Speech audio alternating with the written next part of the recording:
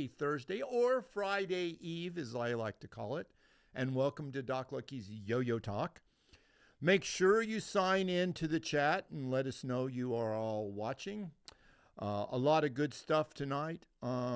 Just one quick question for my producer here. Is the chat going to show up on it is going to show up on that screen? Okay, yeah, so y'all still be able to see the chat.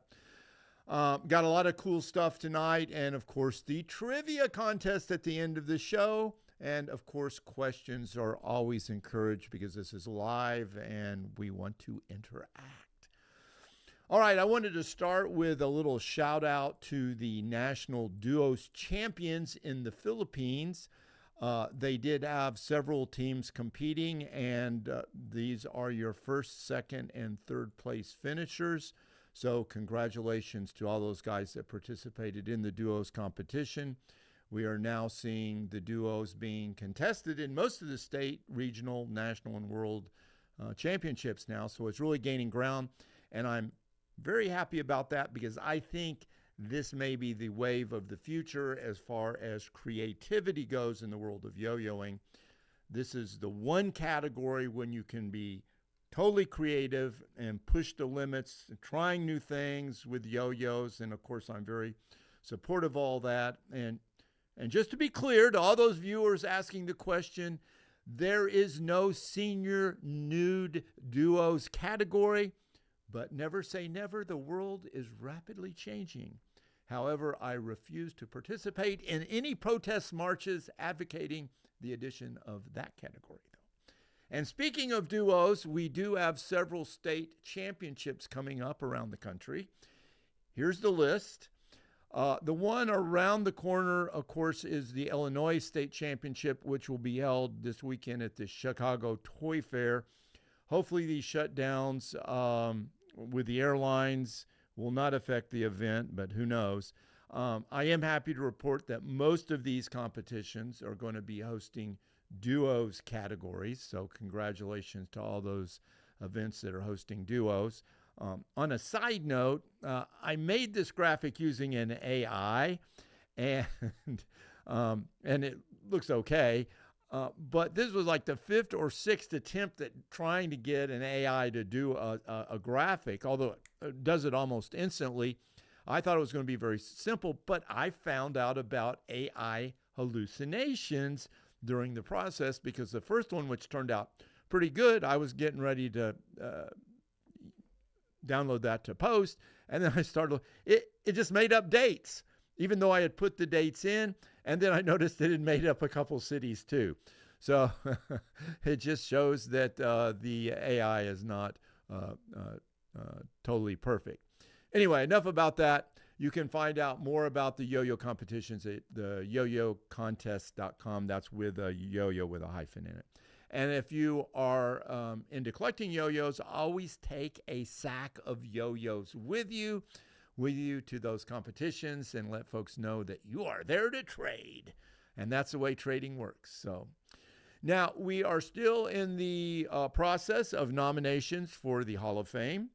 Just a reminder, anybody can nominate anyone.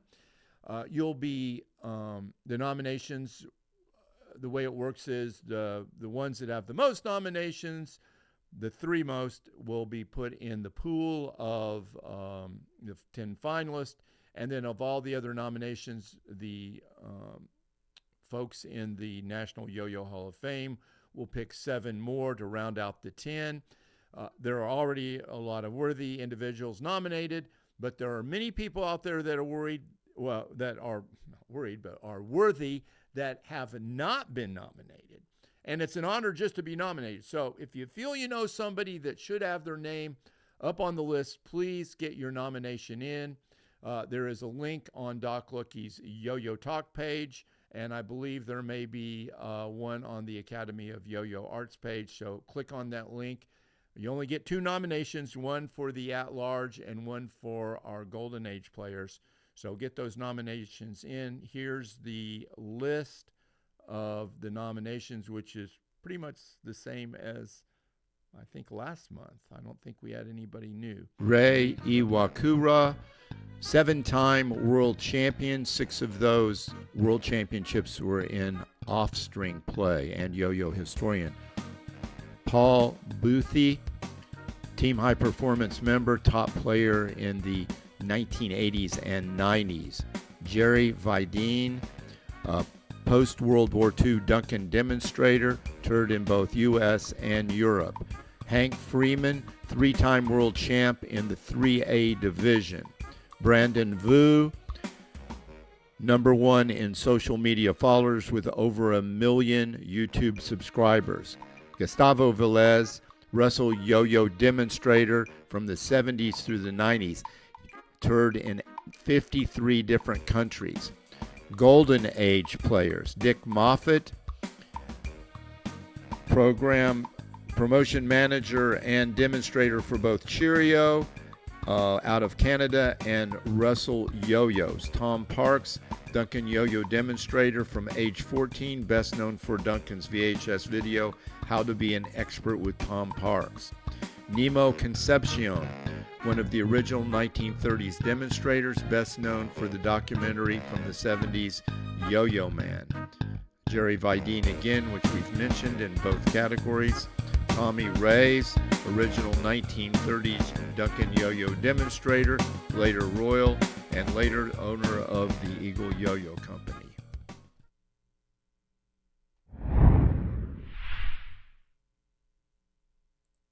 Now, the SurveyMonkey link for making the nominations is definitely up on the Yo-Yo Talk Facebook page, so make sure you get your nominations in. You have till December 31st to get them in.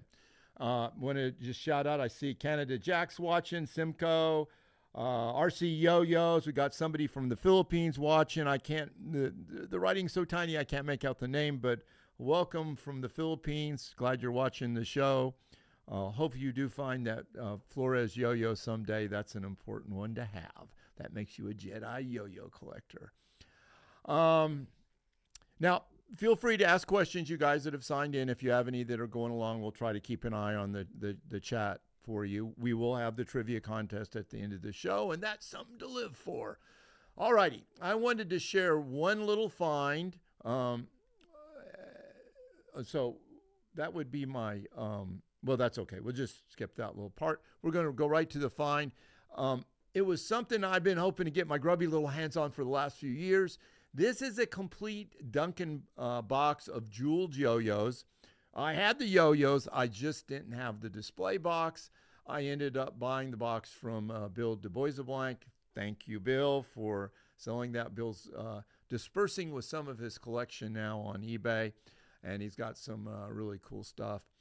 So now I have a complete display box. It's a little beat up, and some of the yo-yos aren't in mint condition, but I am constantly upgrading, so eventually I will have a mint set, and this is something I had coveted for a long period of time, so I just thought I would share. Not too many of these boxes exist, so this is one more thing off the bucket list. Okay. I came across this today, so I thought I would mention it because this is somewhat related to yo-yos. It was a little story on the internet about the 5 worst collectibles to collect that don't retain their value. But I wanted to add a little yo-yo related caveat to this because there's a little yo-yo tie-in here. But before I go any further, I want to get on my soapbox a little bit and talk about one of my favorite subjects, and that is yo-yo collecting is a very bad investment opportunity. And if you don't believe me, I have some yo-yos for you, and at 25 euros to go prices, and I'm also going to throw in some swampland as well down in South Florida. You should collect yo-yos for the love of collecting yo-yos and the history that it represents, because you think you're going to put your kids through college, or you got plans for that beach house when you sell your yo-yo collection. And folks, that ain't working. Buying a lot of lotto tickets is a much more secure investment than yo-yos. Now, I don't know if somebody says, well, if you happen to collect yo-yos in the 60s, 70s, and 80s, and then sold your collection at the peak of yo-yo values, which was the early 2000s, then you maybe got a little bit of return on your investment. But folks, I'm telling you, the prices of yo-yos have dramatically declined since the early 2000s. I'm talking about the golden age and the silver age yo-yos. And there's several reasons for this. Number one is actually eBay. Prior to eBay, collecting was very labor intensive, but it was more fun because you were out treasure hunting them in garage sales, flea markets, antique malls, and it was very hard to come up with a rare yo-yo. I call this collecting in the wild. eBay, on the other hand, is armchair collecting. eBay has saturated the market with yo-yos that you might never have been able to find before. Now everybody has a shot at them, and yo-yos, which were made by the hundreds of thousands or millions that are all in shoeboxes, all of a sudden starts being picked up by eBay. And those that were selling for higher prices because you just couldn't find them, now all the collectors, their slots are filled, and it's a matter of supply and demand.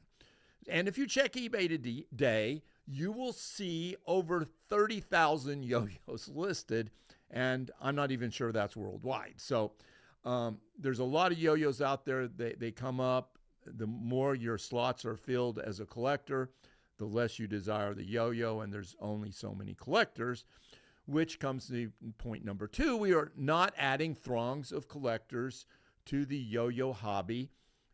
I know that even with the scintillating topics covered on this show, how could that be? But new collectors are not as interested in older silver and golden age yo-yos. They're also not old enough to have the finances to get serious about collecting. Plus, they didn't grow up with these earlier yo-yos, so they didn't covet them. Now, not saying that they're not buying the newer models, and those may increase some in price, and occasionally you'll see some of these non-responsive yo-yos out there on eBay. They'll really blow up in price because that's what they know. But you're not seeing that happen as much with the older classics, and unless we start developing more collectors that are interested in those are going to keep going down. And that brings me to number 3, which the older collectors are now selling off their collection, and this is starting to saturate the market even with some of the rare earlier golden age and silver age models. So, and finally, folks, they're just toys. Yo-yos are not shares of Apple or Tesla or Amazon. But even with all these negatives, I want to remind you that you can never have too many yo-yos. And as the shirt I'm wearing says, money cannot buy you happiness, but it can buy you yo-yos. And they are kind of the same. So there you have it. So anyway, I still encourage you to collect, but I just don't want you to encourage collecting for an investment purpose, because I don't think you're going to do well. Now, back to our bad collectible investments. So number 5 on the list was Hummel figurines. These are those little ceramic figurines that your grandmother used to collect. However, some of them are still worth thousands of dollars, but the market got oversaturated and newer generations aren't collecting them because perhaps they're a little bit scary looking, especially late at night if they're on the shelf next to your bed in your grandmother's guest room. And this is especially scary when you're trying to fall asleep and they start whispering in your ear, "We're going to kill you tonight." Perhaps if they made a movie, Death by a Thousand Hummels, it would increase the collector's interest. But I've never collected Hummels, and if I'm around them, I always like to have a hammer in my hand. Now, number 4 were Thomas Kincaid paintings. Apparently, he was popular in the 60s and 70s. I've never heard of him. I lived in the 60s and 70s. Therefore, I would be more likely to buy a finger painting by Soupy Sales than I would from this Yahoo. He apparently mass-produced his paintings and oversaturated the market with his prints, so he killed his own collectability. But I didn't even know about it, so I don't care. Number 3 was Norman Rockwell collector plates. Of course, we've all seen the Norman Rockwell prints and Saturday Evening Post and all that stuff with Norman Rockwell. And he never made a cool plate of kids playing a yo-yo, so who would want to buy other subjects anyway? So now we're to number 2, and this is the interesting one with the yo-yo tie-in. It is the Franklin Mint. They produced all kinds of things, especially collector's coins, but they did do these other items, and most of them have fallen out of favor. However, they did do the Franklin Mint yo-yos, and this is one of the few items of theirs that is increasing in value. Now, the story behind Franklin Mint is they were supposed to produce 12 different collectible yo-yos. And I'm not going to tell you what year that was because there's a reason. I'll let you know at the end of the show here. They only made it through 3 because the interest just wasn't there. There just weren't enough yo-yo collectors out there, sadly. Because they only made a few of those, these have become really collectible now. And I'll talk about each one of these 3 right now. Now, although these were based on Duncan yo-yos, they are pretty easy to tell apart from original Duncan yo-yos because the seals were a little different, they look different, etc. The first one is the Duncan Lightning yo-yo. And this continues to go up in value. Not only are the original Lightnings relatively rare and still bring good prices, $500,000, this one you're looking at right now, the Franklin Mint, has not reached this level yet, but they do sell for several $100s now. And quite frankly, I think they're a much more beautiful yo-yo than the original Lightning, much more impressive to look at. But a hardcore collector will want to have both the original Lightning and the Franklin Mint Lightning, which you can see side by side here. The one is a foil sticker. The other one is not really a foil. It's more of a golden sticker, and it's just perfect. You know, these, you should get them in mint condition, all of them. None of them been played. The next one is the Big G Genuine Yo-Yo. Now, that logo is pretty similar to the Big G Genuine logo on the original, but that seal, look at it, it's perfect. That stripe is perfect. You don't usually seal and it's always, these are always going to be the orange and black, where there'll be other colors on the original. And this is like a true gold leaf seal, unlike the ones that are the original, which have the stamped in gold ink. And this is a beautiful yo-yo. It has its own little stand too. And again, it sells for, you know, it's gonna set you back probably a couple $100 to pick up one of this. I believe this one has a metal axle, where of course the originals were all one-piece wood.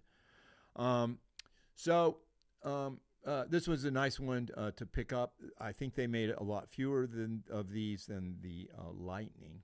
And finally, I believe, if I don't have these 2 reversed, I believe the last one they made is this Duncan Imperial. It's a jewel. Now, that's the different from the Duncan. It's almost the same logo. You see that they still use the registration mark in there and all that. But right in the center there, you see right above the chevron, there's a little jewel there. And they didn't make that with Duncan. So it's easy to tell this one apart from the original Duncans. Plus, the original Duncans, they have a hot stamped where it is impressed in, where this is just a label on the surface, the regular stamp label, not imprinted hot stamp. And you can see it has a nice little stand, golden stand too, right next to it there that says Imperial Yo-Yo Tops. So this again, you're talking probably a couple $100 or more for this particular yo-yo. So Franklin Mint stuff generally is a poor investment unless you happen to be buying yo-yos. And this is one of the categories of the yo-yos which would be considered Silver Age that are still kind of going up in value. And just to complete this little segment, I want to tell you what the #1 collectible that you should not collect is as far as value. And this will not surprise you a bit when I reveal that it is Cabbage Patch Dolls. Those who lived in the 80s, this was a wildly crazy thing to collect.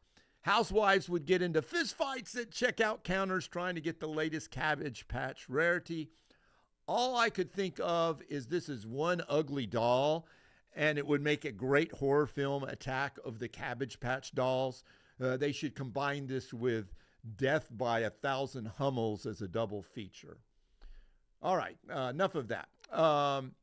Gentry Stein was here, it's been months ago, He did a lot of filming in my yo-yo collection, and this weekend he says he is going to be showing that episode on his show. If you don't know who Gentry Stein is, well, I think he had a little clip up there. He was a world champion, two-time world champion, single A division.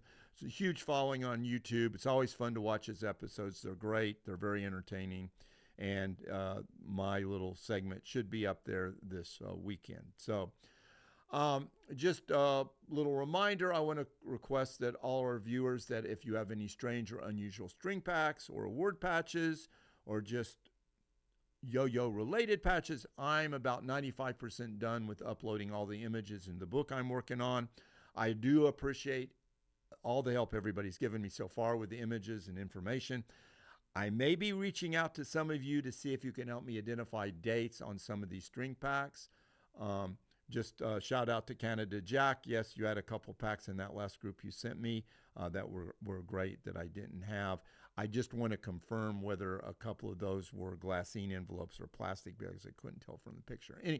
So any additional items any of you guys get that you think is bizarre or might not have, please feel free to email me the photos or text me photos. Appreciate all the help everybody's given so far. And to be clear, your reward for helping me will be waiting for you in heaven. All right, I want to talk about a few things I've seen at auction. This first item I want to show you. I actually purchased this one. It was $10 plus postage. It's a postcard from Sweden, obviously a Christmas theme with elves. And of course, there's an elf playing a yo-yo or maybe a bandalore. Can I say elf, right? That's not a new politically correct term for them. No, I think elf is safe still. Or maybe it's Santa's helper. I'm going to stick with elf. So there's no date on the postcard. Part of the fun in piecing together history of the yo-yo is putting on the old Sherlock Holmes hat and trying to figure out dates on some of these items. So when I started this quest for this particular item, it could have been produced last year for all I knew.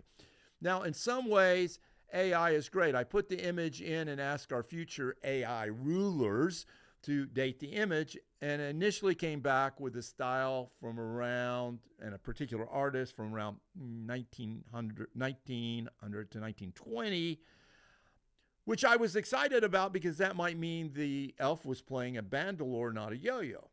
So I sent in the reverse image of the postcard, which had the writing, and it was, of course, script, which means it's early, obviously not this generation because nobody writes script.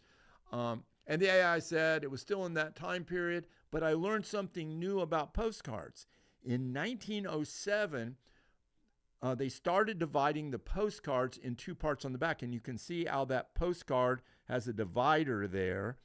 And that was not the way they were prior to that.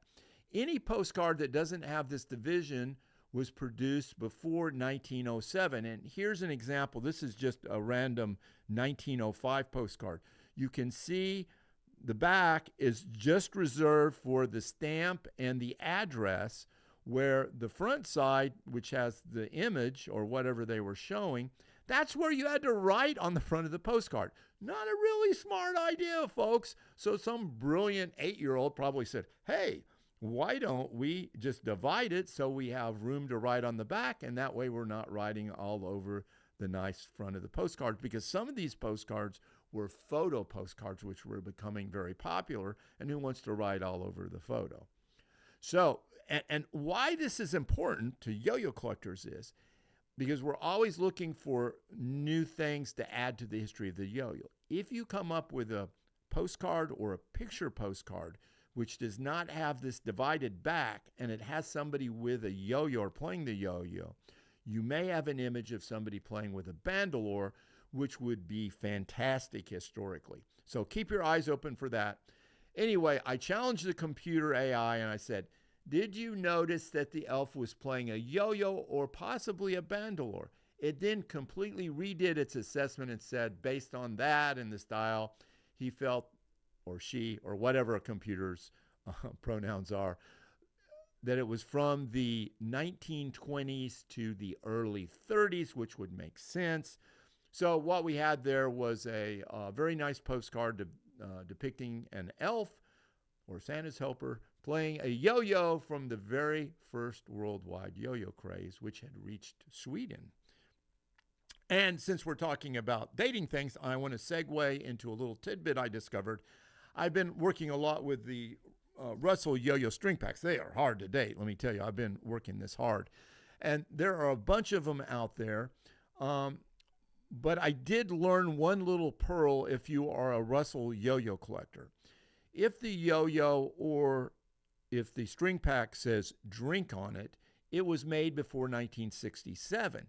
Here's a typical Coca-Cola yo-yo that I think this yo-yo here was the Duncan wooden yo-yo from 1955, 1956 era when Duncan did a campaign here in the United States. It's not a Russell, but you'll notice it says drink Coca-Cola. Right above Coca-Cola, it's drink.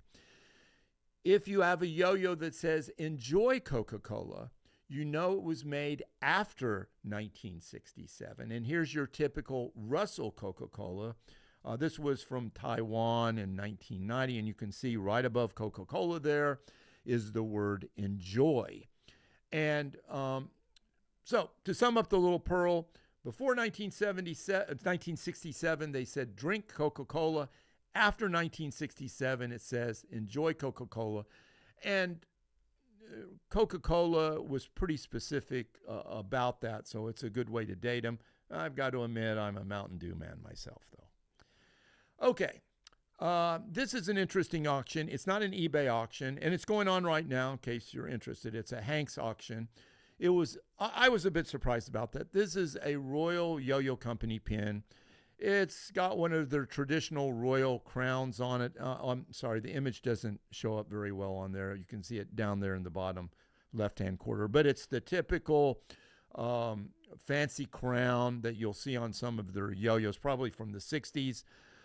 It's collectible, but they were suggesting the price range was $200 to $400, and there is a $100 bid on it. That would shock me because I thought it would go in the $50 to $75 range. And you got to consider at this type of auction, they add a 18% buyer's premium on that. So you're adding that plus postage. So you're talking about $120 for that pin. And based on Royal Yo-Yos, which I think are undervalued right now, this just doesn't compute for that high a value. So I'm not sure why the high bid is there, but I'm going to follow and see if it goes higher because maybe there's going to be a resurgence in interest in the Royal Yo-Yos and their memorabilia. If you're interested, it's still up at auction, but I'm going to take a hard pass on that one. Okay, now it's time for the nasty dog of the day.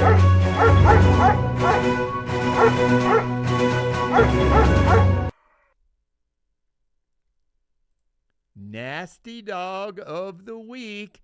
And actually, I have two this week. The first one is a repeat because it irritates me so much. I've got to throw some poo-poo on this one.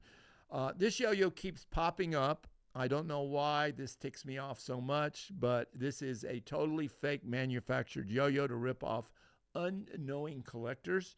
It is a Hopalong Cassidy yo-yo, which was never made. They've just taken a wooden blank yo-yo, put a picture, stuck it on there, made fake packaging that even says Duncan on it. If you look at the rivets in the packaging, you will see they're shiny and new. It's also wrapped in plastic, which they didn't do to items in 1954. They want $500 for it, which is ridiculous. I put this in the same category as Nigerian princes that want to give you lots of money. So it is a total ripoff and something to avoid. And although I don't advocate hate mail to anybody, but these people are unscrupulous people, and they always give you the story. Well, I found this in my grandmother's attic. No, you didn't. You're just trying to rip people off. So I've seen a few of them sell at high prices, especially when they first come out. Some of them sold as high as $300-400. Then they drop down in the $200 range, and eventually you could get them for $40 or $50. But Now it seems like they're resurging again and appearing on eBay. So avoid that one. All right, our second nasty dog of the week is, at first you might think, well, this is kind of neat. Obi-Wan Kenobi. When I first looked at it, I go, wow, I've never seen this one before. And the reason I had not seen it before is this is actually one of those button yo-yos, which you may or may not be familiar with. This is an unlicensed yo-yo made by those little button-making kits that you can buy in the back of magazines and comic books, where you're going to make a fortune making buttons. The only people making a fortune off those buttons are the people that are selling the button-making machines. So I consider these non-collectible yo-yos. I do have one or two just to show people what they are, but I don't feel they really have any collectible value because you could just go out and get a button-making machine and reproduce these without much effort. Unless, of course, somebody was producing senior nude duos competition button yo-yos. I would not endorse it, but I would certainly feel compelled in some awfully twisted way to at least buy one. And I can tell you what would happen.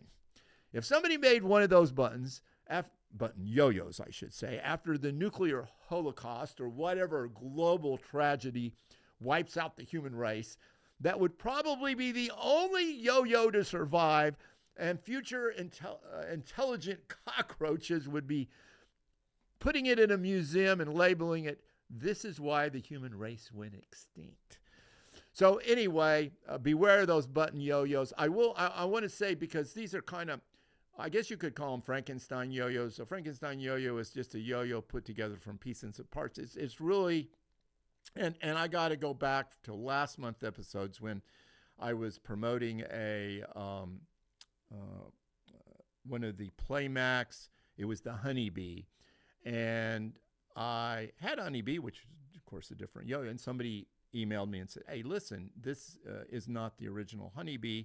They've made copied the artwork, made their own pogs, and then put it in just a piece together a Pro-Yo body, which is the yellow and black, I think, and they're selling it as a Honeybee. And that's not really kosher. I consider that a Frankenstein yo-yo.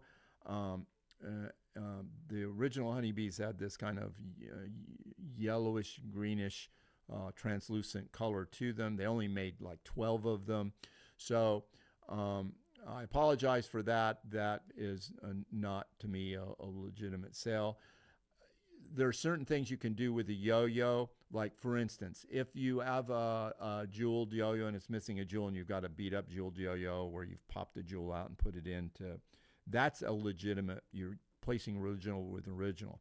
If you take a Duncan Lightning blank, which I have one, and if you made a copy and pasted another thing on it to make it look like the original, that is not a legitimate repair of a yo-yo. Now, if you had a beat-up Lightning and you took the seal off the original seal and put it on one that was in mint condition, just didn't have a seal, that's a legitimate repair. Anything else, I feel like is not, you're not, at minimum, you have to let the buyers know what it is. And I disagree with that. People that repaint yo-yos and call them custom yo-yos and things like that.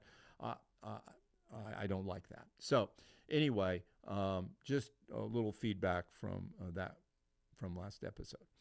Okay, enough of that malarkey. It's time now for our trivia contest. Let's see. I'll give you guys a second to log in. What do they do to log into that? Oh, well, they're just getting in the chat. So a lot of, we see people logged in right now. I don't know how many people are in there right now because the writing is very small, but I'll give you a minute or two to check in there, and then we'll get going. Now, the only award for this trivia contest is fame and glory and immortality, as always. The one with the most correct answers win. I have 6 questions and maybe a tiebreaker at the end. So anyway, I'm going to get going here right off here. I'm going to start with this picture. In 1972, A picture was published of tennis star Yvonne Goolagong. What famous American tennis star was with her? Both are playing the yo-yo. And I may have made a critical error in this photo. So you should be able to get this quite easy. That is if you have a big screen TV that you're watching on. So we're waiting for the answers to come in.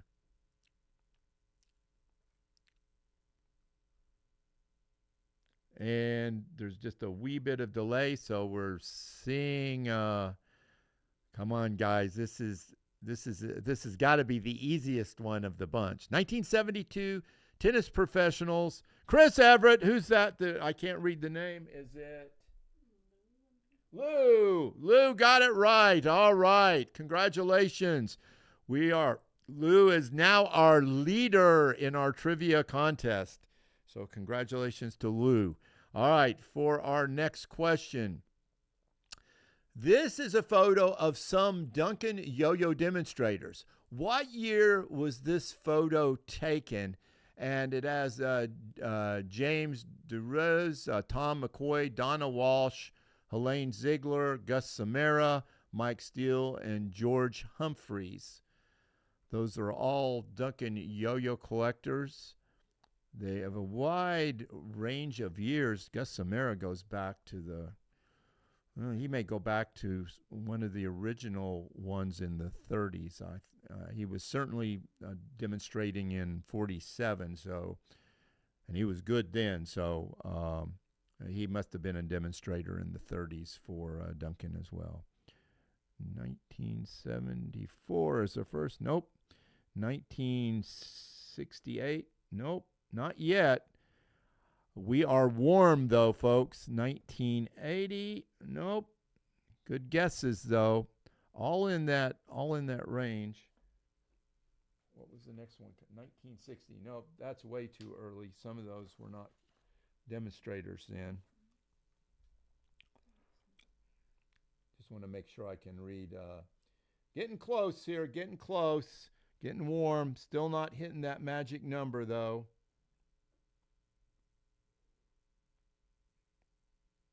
I will tell you that. Okay, I will give you a hint. These are Duncan Flambeau demonstrators. That should help you. Okay, we're getting really close here. Duncan Flambeau demonstrators. Okay, you're still throwing out the 60s, folks. I can tell you they're not in the not before 65, because it's Flambeau, 1912. All right. Oh, we've had some real close ones, man. Oh, wait a minute. There it is. Who got it? Lou again, 1979. 1979. Canada Jack was just a second late. All right. Congratulations, Lou. You're taking a substantial lead here. All right. Let's go to our next question. In 1981, wait a minute. Nope, don't show that picture yet. Oh, well. Okay, well, go on and show the picture. Well, no, it's too late. I'm going to, okay, so I guess okay, the question was, and I'm going to have to skip over it, what was this patent in 1981 for? It is for a ribbon yo-yo, just one little comment on this. I don't think this is really patentable. It may be because they had a swivel ring on the end of the ribbon. I don't know, but I do have a picture from bandalores that were in a museum from 1790, and one of them, yes, had a ribbon instead of a yo-yo. So anyway, so sorry, we'll skip over that question and move on to the next question. And you may put that on there. Name this comic strip. The kid is playing a yo-yo, but what is the name of the comic strip?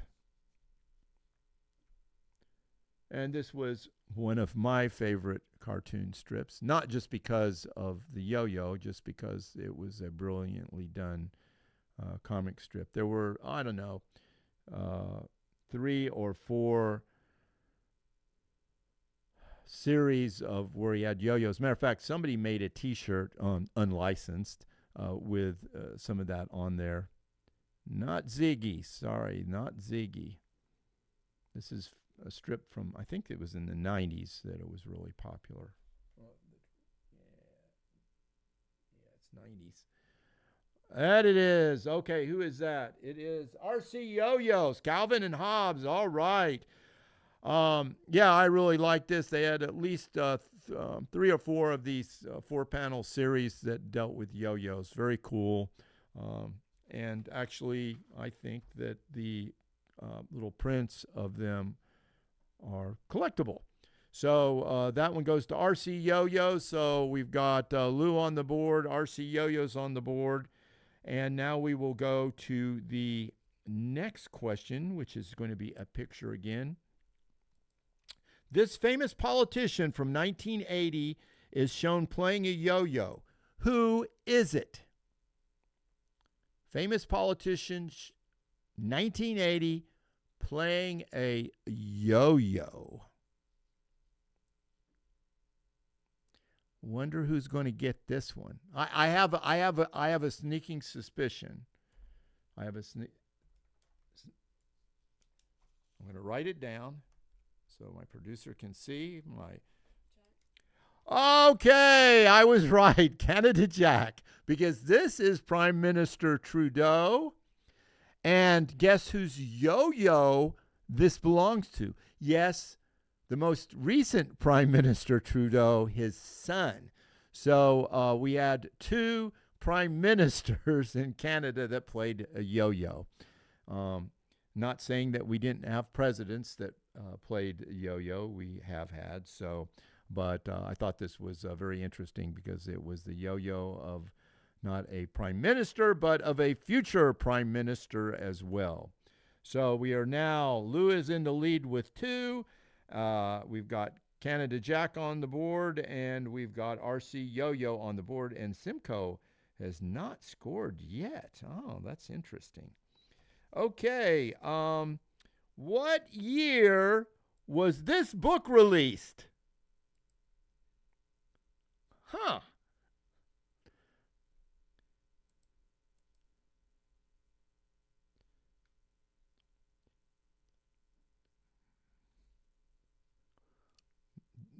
We're still getting answers for the famous politician. We've got a little bit of a delay from when you get it to when we see it. So, what year was this book, this famous book that is the Bible, sort of Bible of yo-yo collecting, by a really humble guy? What are we seeing here? Oh, there we go. What is it? Jack. He must have been sitting there with his book. Oh, we got a tie here to break, folks. And it's a good thing that I have one last tiebreaker question. Although, hey, you guys could mess it all up and have neither one of them win by answering first. I know Simcoe is in there wanting to bust these duos up here. So I'm going to ask you the last question, which is a tiebreaker. What year did Franklin Mint release their yo-yos? And I told you I wasn't going to say during the show, and that was the reason why, because it is a tiebreaker. So what year was that? What year did Franklin Mint release those 3 yo-yos we talked about earlier in the show? And we're getting answers in, but I have not seen the correct one yet.